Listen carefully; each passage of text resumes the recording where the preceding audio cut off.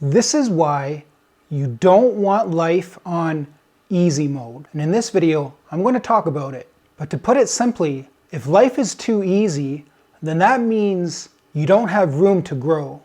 And if you don't have room to grow, then you become stagnant and you're not making any progress. So the first key concept about why you do not want life on easy mode is the idea of instant gratification versus long-term reward.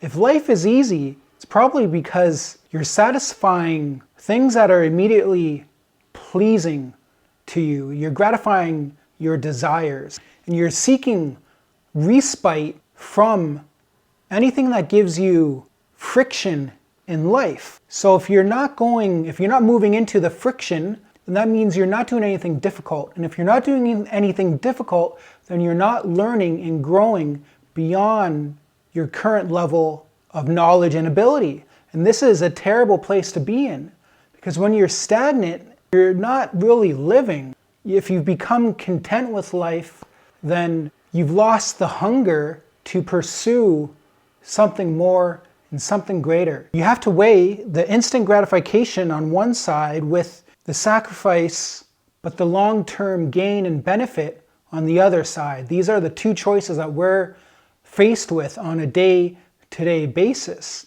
And the way that you can get over this hump is to reconcile your immediate goals with your distal goals. So reconciling your long-term vision with what you're doing on a day-to-day routine basis. Is your routine in alignment with your long-term vision?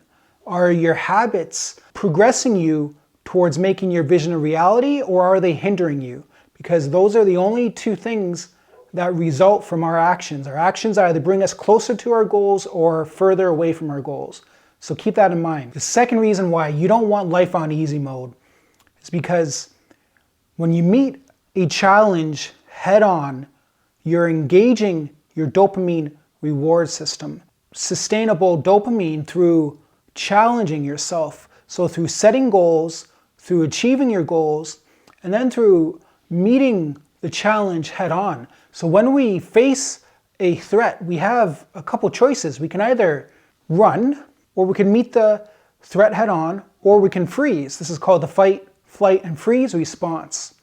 So when we move into a threat, we engage our sympathetic nervous system, which releases neurotransmitters to prime us to meet the threat. Now, the threat doesn't necessarily have to be a physical threat. It can be a challenge or an obstacle that causes you immediate stress. So when we reach a point of resistance in our life, when we're trying to do something that we're lacking knowledge or the right skill level to complete, we experience that as tension and as friction and as resistance.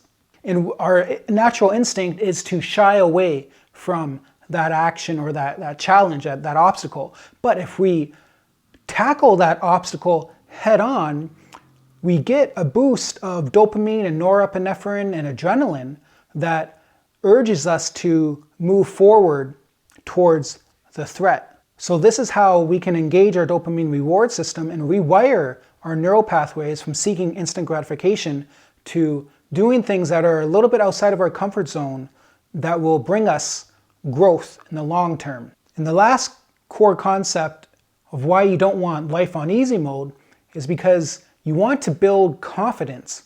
And the only way we build confidence is by doing hard things, by achieving our objectives, doing what we set out to do.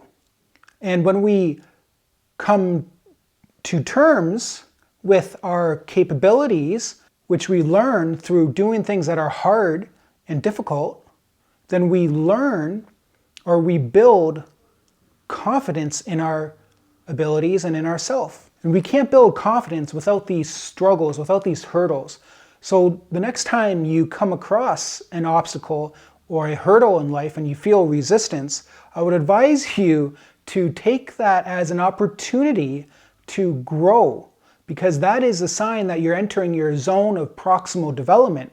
And the zone of proximal development is the area just beyond our level of understanding but within our level of capability. So it's something that we can grow into if we push ourselves into that zone of discomfort. And it's in that discomfort and that uncertainty that we learn and grow into the next level of our ability. So if you want to live a fulfilling life, you need to start doing the uncomfortable. You need to start embracing tension and friction. And whatever you resist, take that as a sign that that's something that you can move forward into and grow through your struggle and adversity.